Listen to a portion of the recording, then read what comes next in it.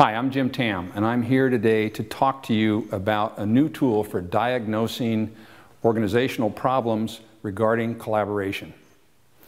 We finally have an accurate way to measure both the collaborative strengths and weaknesses in your organization, because you can't compete externally if you can't first collaborate internally. What we have done is designed a way to measure both the current skill level and the desired skill level. In other words, the skill level at which employees feel they need to be in order to perform at optimal levels or be successful in their jobs, regarding 5 key skills that have been found to be absolutely essential if what you're trying to do is create more collaborative environments in your organization, or if you're simply trying to become more skillful at building long-term collaborative relationships. The 5 skills come from the Radical Collaboration Program, which has been developed over the past 20 years based on a lot of research and a lot of road testing.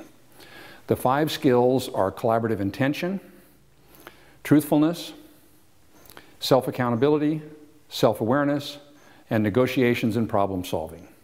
Let me tell you a little about each of those 5 skills. Collaborative intention, the skill here is being able to stay focused on mutual gains in your relationships when your relationships hit a speed bump, when somebody makes a mistake or screws up or does something that's unexplainable, that maybe you'll get curious rather than furious.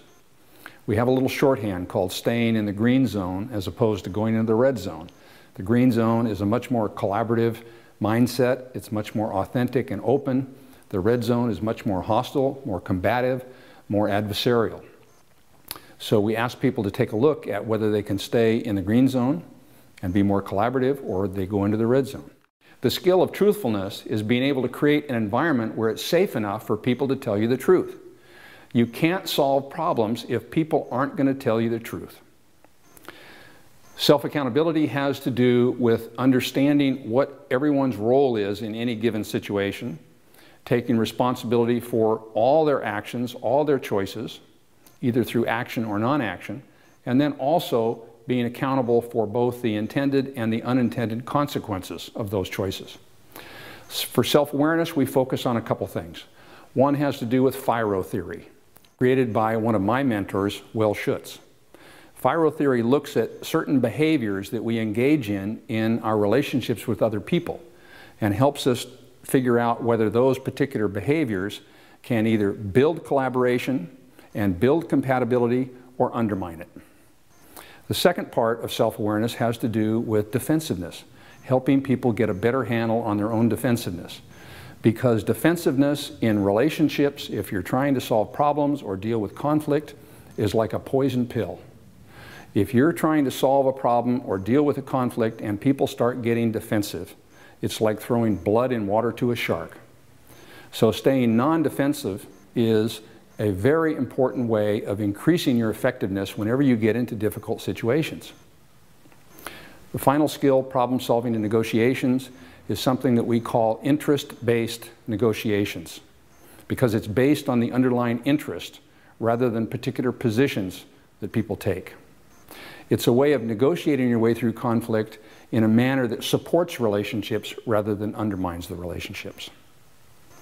So these 5 skills have a proven track record for helping organizations build collaborative environments.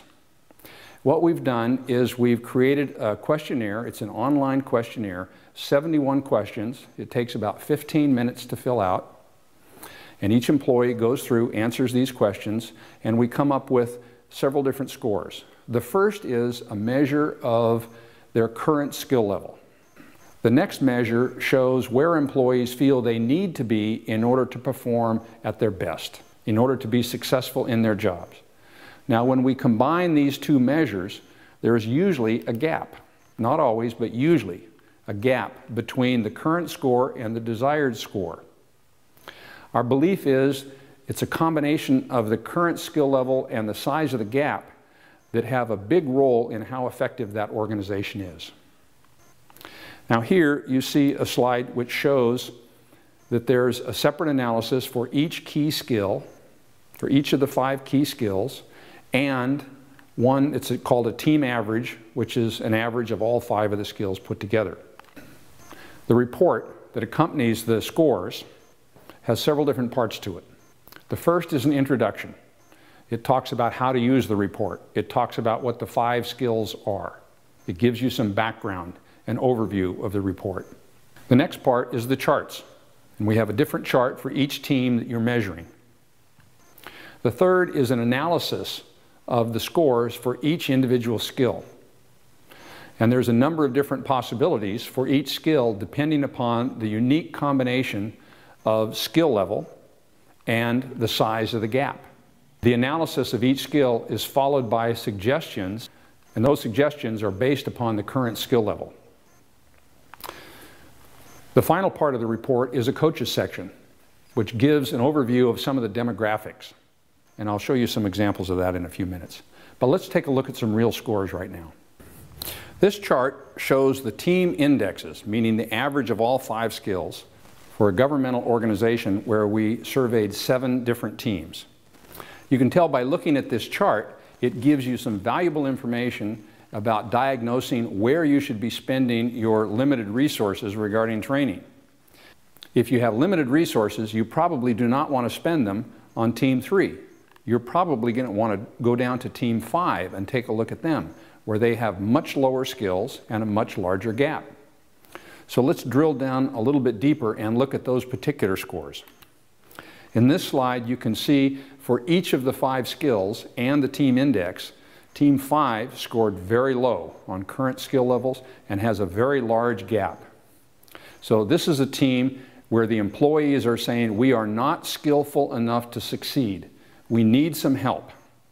The results are simple enough for everyone to understand, and dramatic enough for people to feel the need to take some action. We can also report out the scores on a skill-by-skill basis. So in this slide, you see that we're looking at the scores for all 7 teams and the average for collaborative intention, the first skill that I talked about. You can see once again that it's Team 5 that seems to need the help here. The rest of them, they're doing pretty well. They're higher skilled, they have a smaller gap. But if we move ahead and take a look at the self-awareness skill, we see that all of the teams have lower skills and much larger gaps. So this gives you some clear information that you may not need to go in to all the teams in the agency to train all the different skills, but it looks like most of them are saying that they need some help with self-awareness. They may be finding themselves getting defensive. They may be finding themselves not as skillful as they need to be at building relationships. In these next 2 slides, in the first slide you see that the team is high skilled at collaborative intention, high skilled at negotiations and problem solving, but they're low skilled with a large gap at truthfulness, self-accountability, and self-awareness. Now, if you look at the next slide, it's almost the reverse. Their weaknesses are in collaborative intention and negotiations and problem solving, where they seem to be doing pretty well for self-accountability, self-awareness, and truthfulness. So what this information does is it lets you design programs to meet your needs using a laser beam rather than a shotgun. I mentioned the coaches section at the end of the report as well. In the coaches section, you get additional information about the demographics.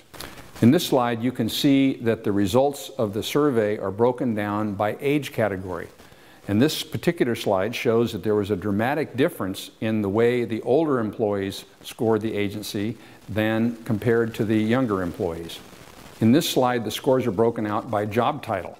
So you can see if there are particular jobs where people have particular problems regarding collaboration. The next one is broken down by gender. You can see here that there's very little difference in the results as reported out by gender. The next 3 slides give you a comparison of how your organization reports out compared to the entire global database. The first one is the current skill level compared to the database. The next one is the desired skill level. And this next one is the gap size. All right, so we're very excited about this new tool. If you think that this can be a help for your organization, the way to find out more information is to contact any of the distributors or any of the trainers that are listed on this website. The survey consists of 71 questions. It takes about 15 minutes for employees to fill it out. It's an online survey. We have the questions in English, Danish, Dutch, Swedish, soon to be in French, Spanish, Portuguese, and Hungarian. If you think that this new tool can help your organization diagnose and fix some of the problems regarding collaboration, you can get more information by contacting any of the distributors that are listed on this website or any of the trainers that are listed on the website. Thank you very much.